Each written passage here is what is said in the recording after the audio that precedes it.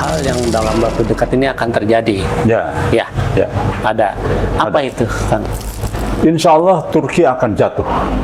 Setelah Erdogan dulu meninggal, Turki akan jatuh diserang dari semua sisi ya, mungkin ekonominya, mungkin segala macam jatuh. Itu tanda kekuatan Islam pertama runtuh itu. Dia adalah mimpi Muhammad Qasim. Nah kemudian setelah itu menyusul Arab Saudi akan diserang juga. Gitu. Iya betul, akan diserang oleh Amerika dan sekutunya.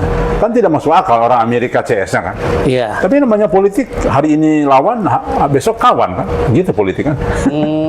Nah, apalagi untuk kepentingan di negaranya kan. Nah, kemudian juga akan meninggalnya mantan Perdana Menteri Pakistan, Nawaz Sharif, di Pakistan. Kemudian banyak lagi lah. Dalam siar ini Kang Diki sudah bertemu juga Kak dengan ulama-ulama, beberapa ulama atau ya artinya kalau Kang Diki mengatakan tabayun, ya mereka yang pengen tahu juga kan seharusnya Kang Diki kalau mereka nggak mau mendatangi Kang Diki mendatangi mereka kan. Sudah dilakukan hal seperti itu? Sudah sebagian kecil lah. Saya sudah ke beberapa tokoh. Namun tadilah kita ini kan pakai uang sendiri, gitu ya. Tidak ada yang mendanai, tidak ada yang membantu. Ya kadang-kadang uang tuh harus berebut juga kan untuk kepentingan lain, untuk segala macam. Jadi kalau saya punya donatur, sponsor, mungkin saya keliling Indonesia aja terus menjelaskan. Tapi kan ongkos berapa gitu. Bahkan Kak, saya ini menolak kalau misalnya ada yang minta saya menjelaskan ini di masjid, saya menolak. Saya bilang jangan. Saya bukan ustadz yang selalu dikaitkan dengan amplop, saya tidak mau. Saya justru kami ingin membantu malah sebetulnya. Walaupun kami ini bukan siapa-siapa, tidak punya apa-apa. Menolak itu pengertian apa nih? Menolak? Ya, saya tidak mau dikasih ongkos. Oh begitu. Tidak mau maksudnya dikasih amplop. Kalau menjelaskannya nggak ada masalah. Ya. Gitu. Jadi contoh nih, saya misalnya nanti malam di masjid kan, diminta kajian di sana. Saya sudah wanti-wanti dari awal. Saya bilang mohon maaf, biarkan bensin saya sendiri, gitu ya.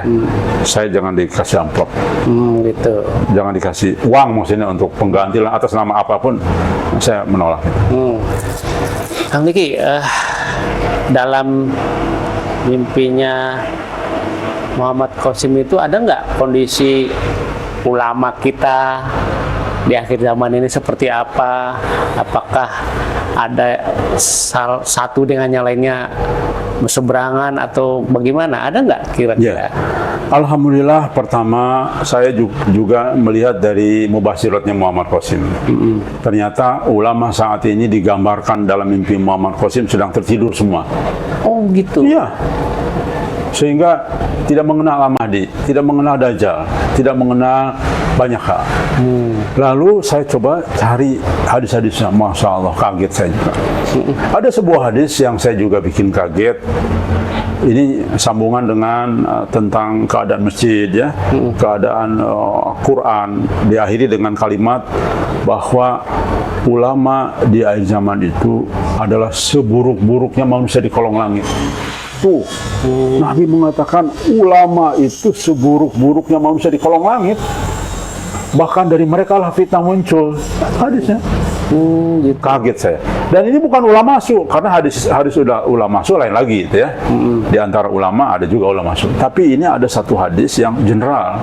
Pokoknya dia tidak membedakan manapun ulama di zaman itu memang seburuk-buruknya makhluk. Menjadi masuk akal bagi saya. Benar ternyata oleh baginda Nabi Muhammad SAW mengatakan itu. Benar. Gitu ya. Ingin tahu buktinya? Apa coba? Iya boleh tuh. Iya. Apa itu? Contoh. Mayoritas ulama saat ini, yang disebut ulama ya, karena saya sudah yakin ulama sudah tidak ada sekarang. Ilmu dan ulama sudah diangkat sebetulnya, sudah fase masuknya. Karena Al-Mahdi sudah memberikan beritanya kan, sudah menyampaikan petunjuknya. Jadi ilmu sudah digantikan untuk dijelaskan ke umat itu dengan mubasyirat sekarang ini. Nah begini. Ilmu pengertian apa nih, Nah, Kang Diki? Apakah hadis ataukah ijtimanya itu atau bagaimana? Begini, kalau seorang ulama kan pasti mampu menjelaskan sebuah hadis ya, yang terbenar itu gimana pengertiannya. Ya. Oke, itu contoh ulama kan. Ulama sepertinya sih saya belum pernah mendengar ada ulama ceramah gitu kan, dikasih amplop kan, nggak pernah kan. Nah, ulama itu biasanya punya karya natural kayak buku-buku kitab-kitab kan. Sekarang kan ustaz-ustaz banyaknya nyalin-nyalin kan, nyadur-nyadur gitu. Nah, jadi bobot ulama seperti itu sudah tidak ada. Baik, ulama sudah diangkat. Kemudian yang berikutnya, ilmu pun sudah diangkat. Contoh nih, sekarang ini, muncullah mubasyirat. Itu kan ilmu. Tapi ulama sekarang jarang yang tahu, jarang yang mau tahu. Bahkan melecehkan. Padahal itu jelas sekali dalam hadis Nabi Muhammad SAW. Ada lebih dari 50 hadis itu tentang mubasyirat itu. Tapi diabaikan. Nah, sekarang ini lebih kepada menonjolkan kesarjanaan. Wah, kalau yang datang ke sini dokter kan beda tuh. Oh, nggak mungkin dokter agama ke sini pakai motor kan? Nggak mungkin kan. Orang punya rada gengsi. Kalau saya kan nggak usah gengsi, pakai angkut pun nggak apa-apa. Nah, artinya ulama ilmu itu sudah lebih kepada dijual belikan lah, duniawi lah. Jadi dosen lah segala macam kan.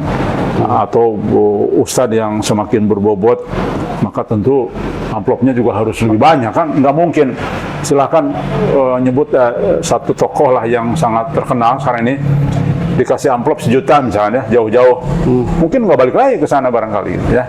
Nah, jadi ilmu itu sudah selalu dikaitkan dengan duniawi. Jadi ilmu sudah diangkat. Insya Allah itu kurang lebih banyak lagi lah hal-hal lainnya ya. Nah, itu pengertiannya. Dan terbukti pada saat Al-Mahdi pun muncul, hampir mayoritas ulama tidak mengakui. Oh gitu. Ya, mayoritas tidak mengakui. Sama. Itu dapat, Kang Diki dapat informasi ini dari mana? Kan banyak, saya di handphone saya juga banyak ustaz-ustaz, kiai-kiai. Kemudian juga saya sering bertemu dengan para tokoh-tokoh agama. Jarang sekali yang mengakui. Karena brandingnya sudah terlampau ketinggian. Sosok Al-Mahdi itu harus begini-begini. Padahal sesungguhnya itulah fungsinya islah. Jadi Al-Mahdi itu orang memandang harus sudah hebat gitu loh. Padahal jelas-jelas belum dibayat dan belum diislah. Oh, dia baru nanti setelah kelihatan karamahnya atau kelebihannya lah ya. Kan akan diislah dalam satu malam. Dibayat. Oh, islahnya dalam satu malam. Ya, di upgrade sama Allah, dimaafkan segala dosanya kan. Di islah itu kan dimaafkan segala dosanya, diperbaiki akhlaknya, semua. Berarti sebelumnya memang Al-Mahdi itu menunjukkan orang biasa. Lah kalau sudah hebat kan nggak perlu diislah. Berarti kan, ini bakalan banyak yang tertipu dong kalau iya itu dia, kondisi seperti itu. Sangat betul. Makanya begini. Kalau tadi Mas bertanya kepada saya kaitan dengan kondisi ulama, justru begini. Ulama saat ini kalau mereka tidak sadar ya, dengan perilaku syiriknya nih, maka ada kemungkinan mereka justru mengakui Al-Mahdi yang palsu nanti, yaitu Al-Masih Ad-Dajjal. Oh, wah, ngeri kan juga. Al-Masih itu orang yang seolah-olah akan menjadi juru selamat bagi umat Islam. Tapi Ad-Dajjal belakangnya kan, pembohong, Al-Masih pembohong. Gitu. Nah, analisa kami dari teks-teks hadis yang ada jelas Al-Mahdi itu orang alim dan muslim. Gini, Dajjal ya. Dajjal tuh sebetulnya namanya Dajjal itu baik sistem yang sekarang digunakan oleh orang kafir semacam diadopsi sama kita itu juga disebut Dajjal kalau memang jauh dari Islam kan. Sistem itu. Kemudian juga katakanlah uang kertas itu juga yang akhirnya membuat orang terperosok kan. Nilainya dan sebagainya itu juga sistem Dajjal. Boleh-boleh saja kan itu sistem dan sebagainya. Nah, tetapi yang dimaksud Dajjal itu adalah sosok manusia yang akan menjadi pesaing Al-Mahdi nanti kan, yang akan berperang kan di dalam hadis-hadisnya. Nah, yang akan dibunuh bersama-sama dengan Nabi Isa alaihissalam. Jadi artinya ini yang kita maksud. Begini, karena ulama sekarang ini ya, baik itu ulama tanda kutip ya, karena bagi saya sekali lagi sudah tidak ada ulama tanda kutip yang disebut kiai, ustadz atau siapapun lah, itu mayoritas kan pelaku syirik. Begini, Muhammad Qasim mengajarkan kepada kita, cium tangan itu jangan boleh berlebihan, jangan sampai nundukkan badan seperti ruku, karena itu hak Allah, itu ibadah. Ruku itu hak Allah dalam konteks ibadah, itu tidak boleh menjadi seperti itu kita. Sujud apalagi tidak boleh, dilarang. Iya, Nah, kalau sekarang ini orang banyak cium tangan seperti ruku kan kepada kiai, kepada ustadz, tokoh agama, berlebihan. Dan itu ternyata banyak juga yang sepaham memang tidak boleh. Nah, artinya apa yang disebutkan Muhammad Qasim sesuai dengan hadis-hadis yang sesungguhnya ada. itu ada petunjuknya juga. Ada hadisnya ada. Banyak Dari mimpi Imam Qasim ada Muhammad juga. Qasim ada ya. Jadi cium tangan tidak syirik, tapi menjadi syirik ketika berlebihan. Sampai ruku begitu kan banyak tuh.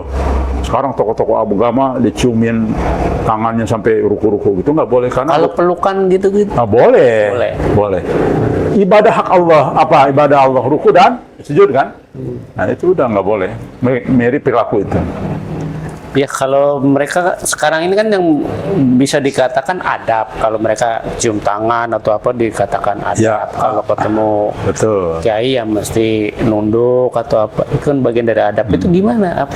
Adab kan tidak harus melanggar syariat kan. Adab cium tangan bisa tetap, tapi tidak harus sampai nundukkan sekali kan. Saya ke orang tua juga cium tangan kan begini saja. Saya pun kepada Muhammad Qasim suka cium tangan sekali-kali juga, tapi kan saya tarik tangannya, tidak saya nunduk badan begitu. Nah kemudian yang berikutnya yang paling parah adalah foto masalah itu. Foto dan juga gambar-gambar.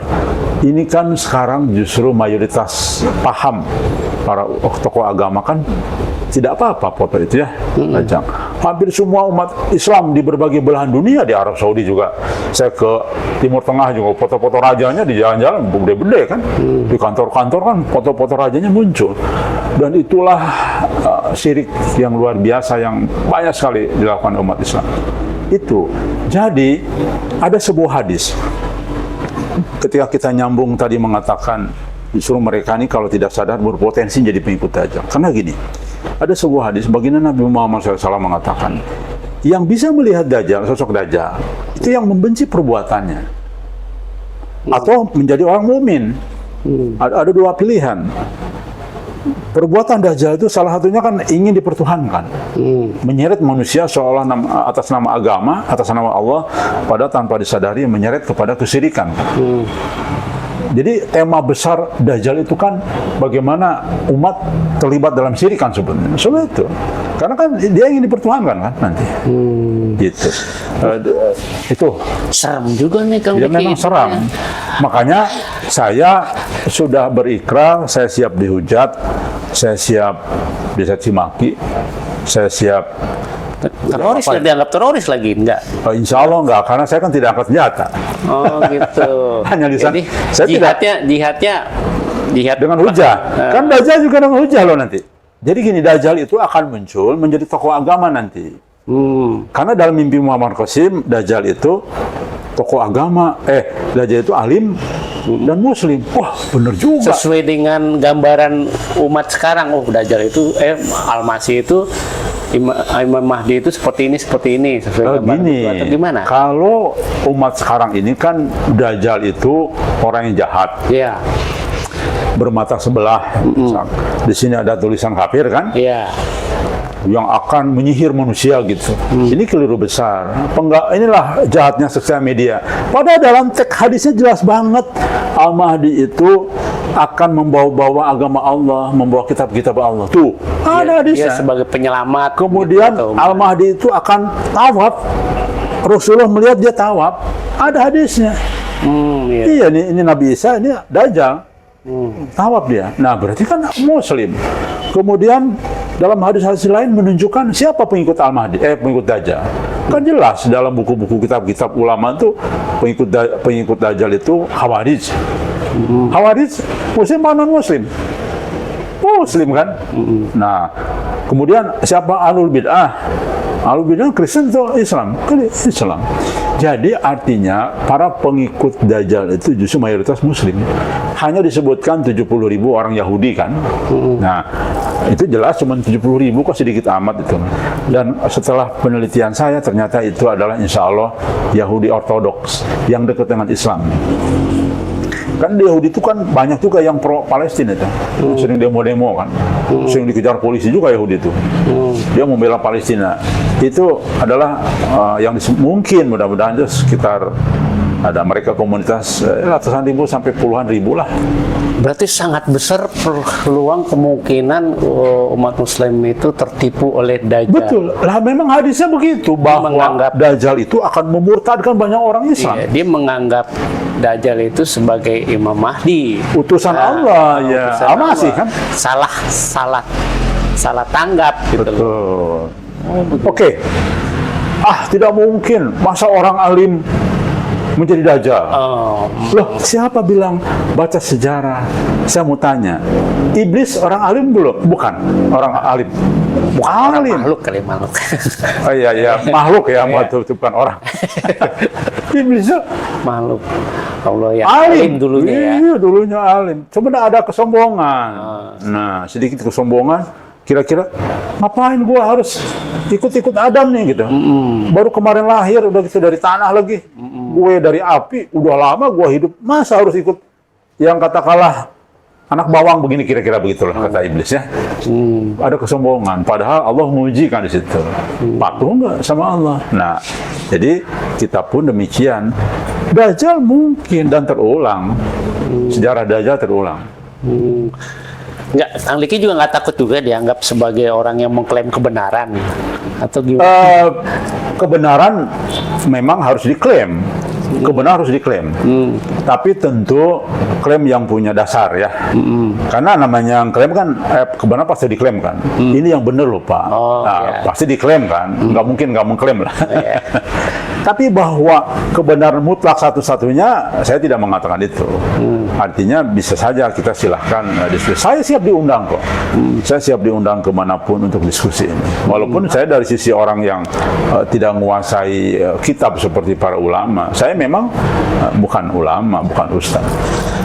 Selain Muhammad Qasim, ada nggak Kang Diki mendapatkan informasi bahwa ada nih yang juga memiliki mimpi yang bisa dikategorikan Al-Mahdi?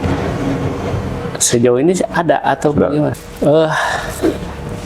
Ini kan Kang Diki mengklaim Muhammad Qasim sebagai Al-Mahdi dan calon Imam Mahdi. Yes.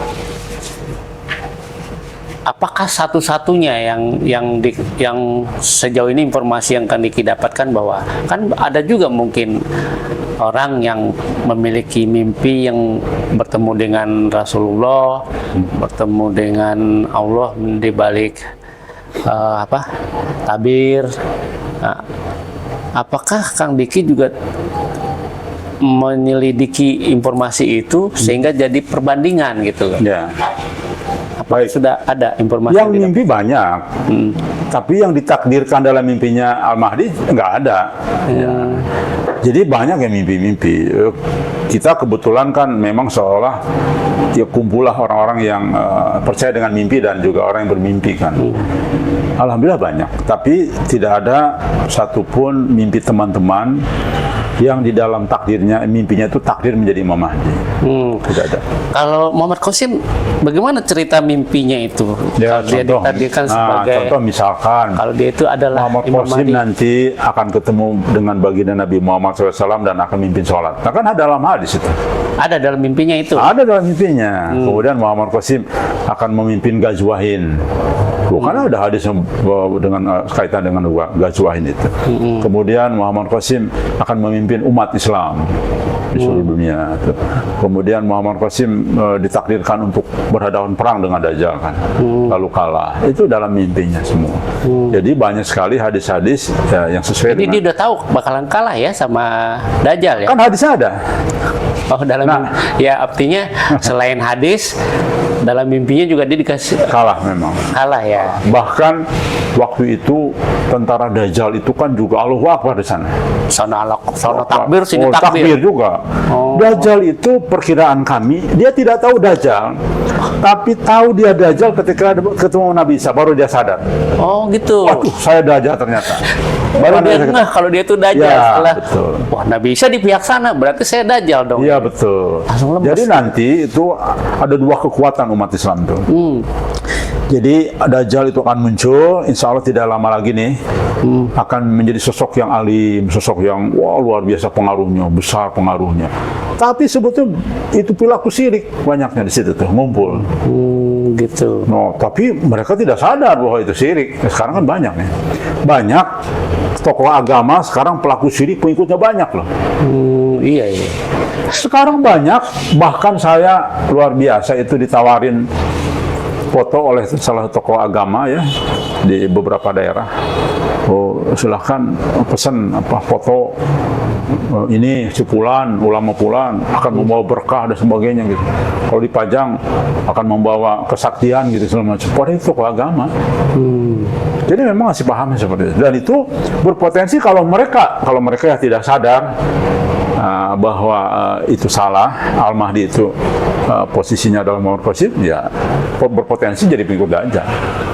Makanya Dajjal itu nanti bayangkan perang dengan tentara Al-Mahdi pun kalah tunggang langgang tentara Al-Mahdi, gabung dengan Nabi Isa alaihissalam kan dalam mimpi Muhammad Qasim. Dalam hadis pun begitu, gabung dengan Nabi Isa. Nabi Isa lah yang bisa mengalahkan Dajjal.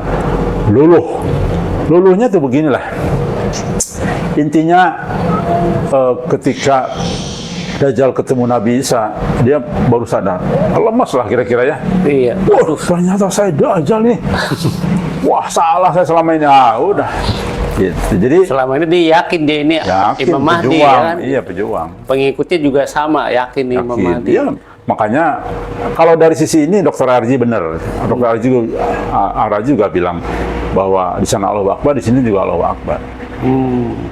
Tapi ya saya sesalkan juga lah. Banyak tokoh agama yang mengutip-ngutip Muhammad Qasim tapi tidak tahu apa-apa. Mereka belum tabayun. Padahal itu ajaran Islam yang paling mulia itu. Pernah nggak coba tokoh-tokoh agama tabayun datang ke Muhammad Qasim? Nggak pernah itu. Yang tabayun yang orang-orang biasa aja. Kenapa? Kalau gitu nanti Kang Diki bikin undangan aja, undang mereka itu. Terus gini Kang, ini kan ibaratnya susah nih membedakan Dajjal. Apalagi tipu daya Dajjal itu kan luar biasa gitu loh. Terus Imam Mahdinya sendiri dibaiatnya setelah Dajjal muncul atau sebelumnya? Ya, begitu. Baik, menarik. Pertama, Dajjal susah ya kita nilai, kita tahu ya. Sebetulnya tidak juga bagi orang yang paham hadis tadi, bahwa orang-orang yang membenci perbuatan Dajjal itulah yang bisa melihat Dajjal. Jadi sekarang ini jelas Dajjal itu kan berarti mereka yang membenci perbuatan sirik-sirik sekarang akan ini tahu Dajjal. Akan tahu Dajjal. Inilah Dajjal sebetulnya. Karena perbuatannya sesungguhnya menjerumuskan orang kepada kesyirikan. Kan di situ hadisnya jelas. Perbuatan Dajjal. Terus kemudian juga orang berlebihan, khawarij kan. Orang yang jadi gini maksudnya. Dajjal itu pengikutnya nanti orang ke kiri-kirian, kadang ke kanan-kanan lah. Ini yang terlalu keras. Bisa membunuh sesama muslim, bisa mengkafirkan muslim, itu khawatir jadi pengikut Dajjal, dan jelas memang dalam hadis juga begitu. Kemudian yang berlebihan, yang serba banyak menambah-nambah gitu kan. Ya pelaku-pelaku bid'ah, pelaku syirik. Iya. Itu menjadi yang selamat itu yang tengah-tengah ini, yang tidak ke kanan, tidak ke kiri gitu. Nah, jadi insya Allah yang terbimbing dengan mubasyirat, insya Allah. Nah, jadi memang berat situasi itu, tetapi bagi orang yang percaya mubasyirat, insya Allah akan dapat petunjuk, bimbingan, dia tidak akan keliru. Gitu. Masih mungkin nggak, Kang, setelah nanti misalnya Ahmadi dibaiat jadi Imam Mahdi, ya mungkin ya kalau Kang Diki kan yakinnya Muhammad Qasim nih bakal jadi Imam Mahdi. Mungkin nggak yang belakangan menyadari itu bisa diterima atau dapat hidayah untuk